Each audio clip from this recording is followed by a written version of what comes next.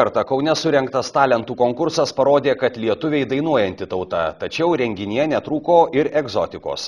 Autentišką Bolivudo šokį sušokę studentai prisipažino, kad dalyvauja ne dėl prizo, o dėl galimybės vietinius supažindinti su savo gimtosios šalies kultūra. Talentų konkursą Atsiskleisk kitų kampų surengti sumanė vieno Kauno universiteto studentai.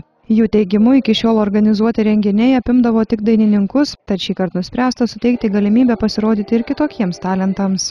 Eksperimentas pasiteisino ir norinčiųjų scenoje išbandyti savo jėgas kolektyvui bei pavienių atlikėjų atsirado per 20. Šiaip šitas renginys yra panašaus pobūdžio buvo anksčiau, tai buvo šiltas vakaras, sidabrinė styga, bet dabar sugalvojame padaryti kažką tokio, kas nėra būta, tai apskritai, kad tų talentus atsiskleis kitų kampų, tai imti ne tik dainavimą, bet ir šokius, galbūt kitus talentus. Kiekvienas žmogus parodo savo talentą šios scenos ir komisija, kurią mes išrinkome, 3 žmonės, jie įvertina, kurie yra geriausi ir iš jų 10 pateks į finalinį vakarą, kur bus 2 turai, bus pusfinalis ir finalas, kada vėl atkris 5 žmonės ir į finalą išeis dar kiti 5 žmonės ir jie bus išrinktas iš tų 5 pats geriausias. Tiesa, konkursas dar kartą atskleidė, kad lietuviai dainuojanti tauta, mat dauguma užsiregistravusiųjų besikuriančios muzikinės grupės, duetai bei vokalistai. Tačiau kaip organizatorių ir buvo sumanyta sulaukti ir kitų talentų. Štai nemažai egzotikos renginiui suteikė studentų iš Indijos bolivudiškas šokis. Beje, pastarieji konkurse nusprendė dalyvauti ne dėl prizų, o dėl galimybės vietinių supažindinti su savo šalies kultūra. Kolektyve dainuojame jau keletą metų, bet kaip duetas tai čia mūsų pirmasis stojimas.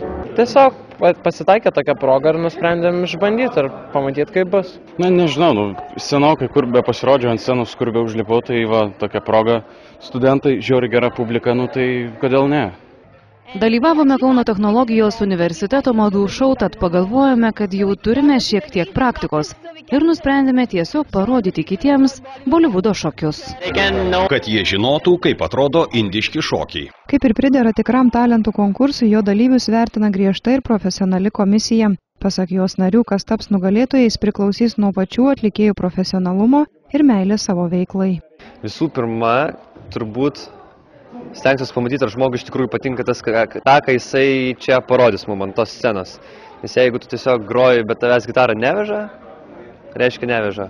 O jeigu tu esi gitara, tai tu esi 5 iš 5. Pirmiausia, vertinsiu meistriškumą. Tai reiškia, jeigu šokiai bus, tai viskas aišku, man bus turbūt lengviausia. Tai man atrodo, kad meistriškumą vertinsiu. Pasirodymo kokybę.